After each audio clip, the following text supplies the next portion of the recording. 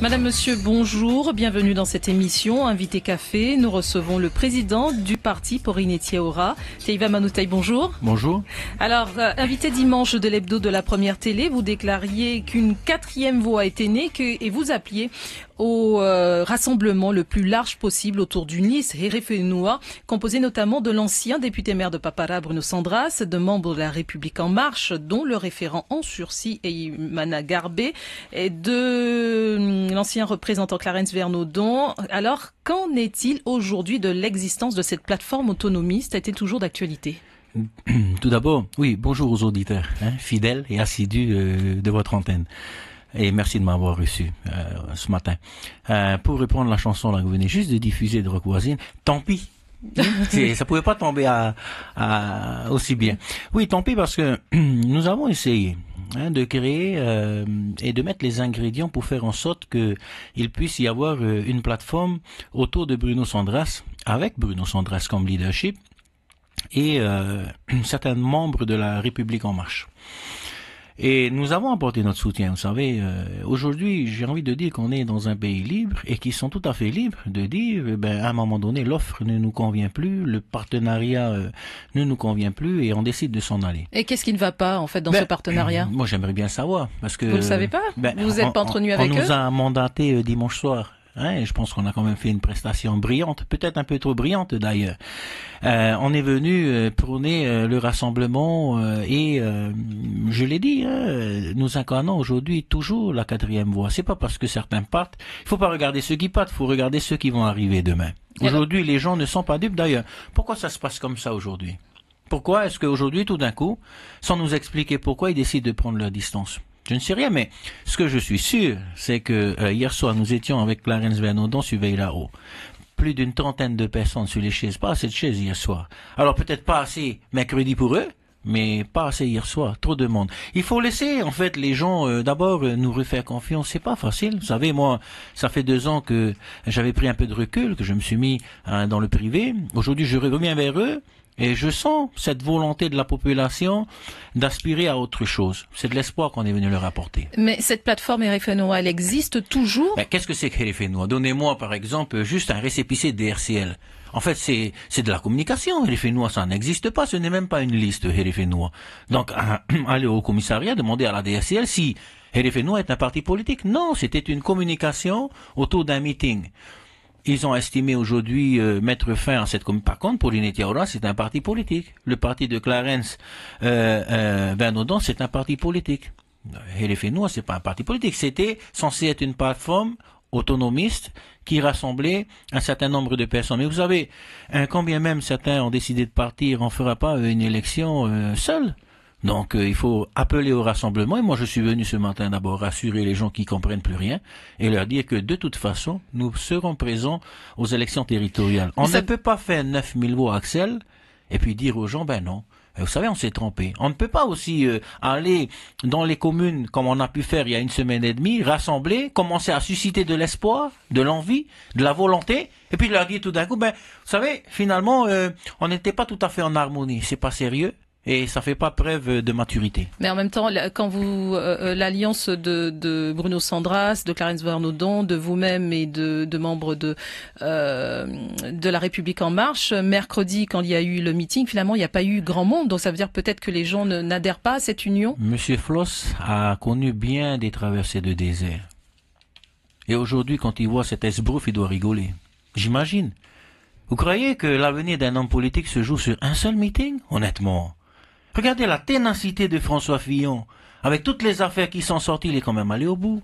Parce qu'il avait de la détermination. Vous croyez qu'on va juger une campagne électorale sur un meeting? Enfin, ils ont cru cela. Donc ça veut dire qu'il y a d'autres... Ça veut dire qu'il manque d'expérience, tout simplement. Il manque de confiance. Et moi, je viens dire ici ce matin qu'on a confiance, qu'on est déterminé et que nos portes sont grandes ouvertes pour toutes celles et ceux qui veulent proposer une alternative, une alternance et une voie crédible pour ces élections territoriales. Est-ce que ça veut dire que vous pourriez vous tourner, par exemple, vous parliez de Gaston Floss, est-ce que vous pourriez vous tourner vers Gaston Floss pour vous rapprocher comme ça? Vous l'avez fait en 2013. J'ai expérimenté Gaston Floss parce que je l'avais jamais expérimenté jusque-là. J'avais entendu dire, vous savez, je suis un peu jeune quand même en politique, j'ai que 40 ans.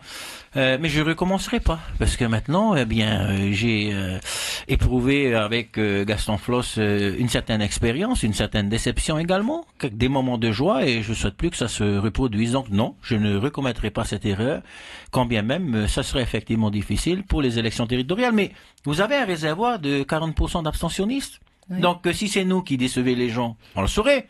Nous, on revient, les gens sont un peu frileux, ils ont besoin qu'on discute sur les vrais sujets. Le RMI, qu'on propose aujourd'hui, qui va être financé, puisque Caroline nous disait dimanche soir que vous aviez les chiffres, c'est 17 milliards. Je suis content, parce que d'abord, on me dit pas que c'est démagogique, on me dit pas que c'est complètement fou, on peut pas. Non, mais on vous demande comment vous faites pour financer, c'est ça le problème. En France, ça existe. Alors, le financement...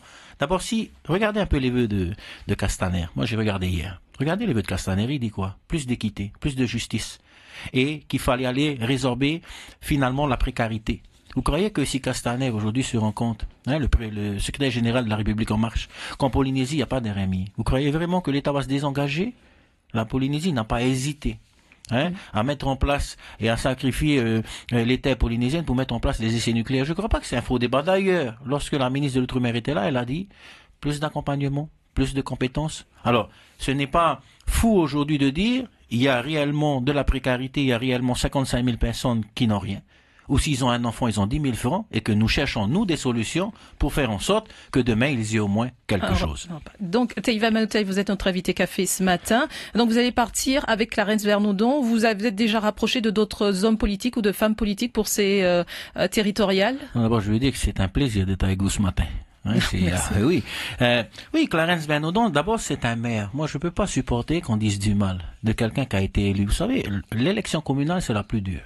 Parce que c'est une élection de proximité. J'en sais quelque chose, j'ai couru à Phare. On peut pas commencer à raconter que M. Vernodon n'a personne. Je suis pas venu faire l'avocat de M. Vernodon. Mais c'est quand même, à un moment donné, il faut du sérieux, il faut du respect. Dans ce pays, on dit qu'on veut faire de la politique autrement, et on recommence encore dans le dos à envoyer des scuds et des communiqués par presse interposée. C'est pas sérieux. Nous souhaitons rassembler. Nous n'y arriverons pas seuls. Nous avons quand même démontré que seuls, on pouvait arriver 4e. Je vous parle pas de fictif, là. C'est ce qui est sorti des urnes en 2013. Un an après, je me présente à Phare, je sors conseiller municipal dès le premier tour. C'est quand même Phare, on sait, c'est pas la commune la plus facile à prendre, vous savez.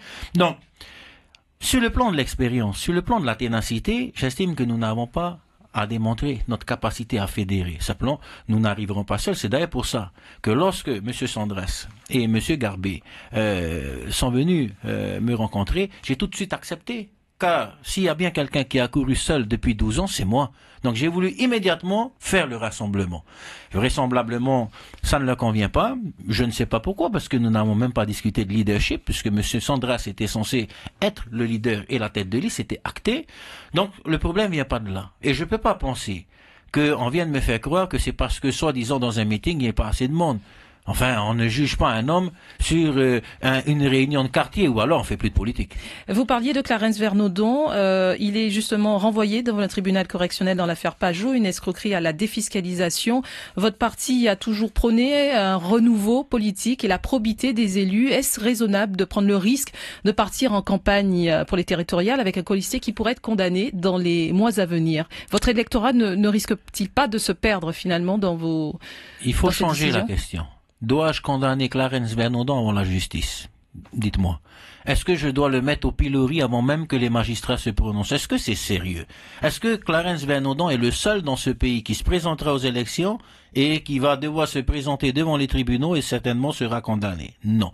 Alors, tant que la justice, qui pour moi est impartiale, et je crois en cette justice impartiale, n'a pas prononcé de décision, tant que M. Vernodon Clarence est éligible aujourd'hui, M. Vernodon Clarence ne cherche pas à se réinscrire, il est inscrit. Donc, il est éligible. Donc, aux yeux de la loi et devant les citoyens, il peut se présenter. Ça va pas perturber votre électorat? En quoi cela perturberait-il l'électorat à partir du moment où la justice ne s'est pas prononcée? C'est pas comme si vous me disiez que le jugement était tombé, qu'il était inéligible et qu'il pouvait plus se présenter devant les citoyens. C'est par rapport à des discours que vous avez pu avoir dans les années passées sur le renouveau et la probité des élus? Les magistrats de Popeye doivent être heureux de m'entendre ce matin parce qu'ils s'aperçoivent que Manouté n'est pas au-dessus des lois, contrairement à certains. Moi, je respecte profondément la justice. Je vais pas aller condamner un citoyen, quel que soit ce qu'il a fait, avant la justice. Soyons sérieux. Il a déjà été condamné dans une autre affaire d'emploi fictif.